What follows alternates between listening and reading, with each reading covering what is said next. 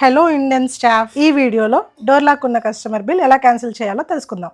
ఈ video only LPG Indian స్టాఫ్కి మాత్రమే. కస్టమర్స్ యూజ్ చేస్తే అవ్వదు. ముందుగా మనం పోర్టల్ లాగిన్ అవుదాం.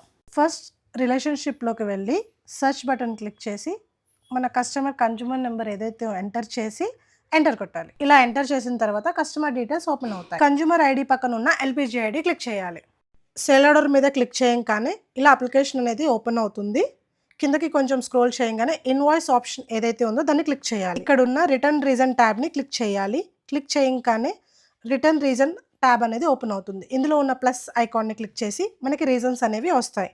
సో మీకు ఏది రిలేటెడ్గా ఉంటే మీరు ఆ ఆప్షన్ని క్లిక్ చేసుకోండి. ఇక్కడ నేను కస్టమర్ రాంగ్ అడ్రస్లో ఉంటున్నారు కాబట్టి నేను రాంగ్ అడ్రస్ అనే ఆప్షన్ని క్లిక్ చేశాను. ఇక్కడ ఓకే బటన్ ఏదైతే ఉందో అది వెంటనే క్లిక్ చేయకూడదు. ఇక్కడ ఒక ఇంపార్టెంట్ విషయం ఏంటి అంటే మనం ఒకే బ్రౌజర్స్లో క్యాన్సిలేషన్ అనేది చేయలేము.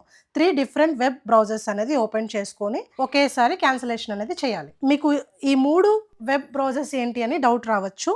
ఒకటి మోజిల్లా వెబ్ బ్రౌజ్, క్రోమ్, అలానే మైక్రోసాఫ్ట్ ఎడ్జ్. ఈ మూడిట్లో నేను ఆల్రెడీ లాగిన్ అయ్యి మీకు చూపించడం జరుగుతుంది. ఈ ప్రాసెస్సే కాదు, ఇంకొక సింపుల్ ప్రాసెస్ కూడా ఉంది.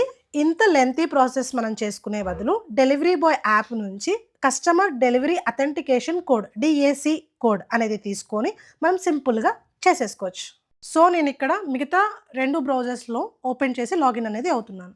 మనం స్టార్టింగ్ ఫస్ట్ పేజ్లో ఏవైతే స్టెప్ బై స్టెప్ ప్రాసెస్ చేసామో రిమైనింగ్ బ్రౌజర్స్లో కూడా సేమ్ ప్రాసెస్ అనేది మనం చేయాలి. ఇప్పుడు ఈ 3 బ్రౌజర్స్లో ఓకే బటన్ అనేది 1 బై 1 క్లిక్ చేయాలి. ఇప్పుడు మనం కన్జ్యూమర్ డీటెయిల్స్ అనేది రిలేషన్షిప్లో మళ్ళీ ఎంటర్ చేసి క్యాన్సిలేషన్ స్టేటస్ అనేది మనం చెక్ చేసుకోవచ్చు. చూసారు కదా, బిల్ క్యాన్సిల్డ్ అయినట్టుగా కనిపిస్తుంది. ఈ విధంగా మనం క్యాన్సిలేషన్ అనేది చేసుకోవాలి.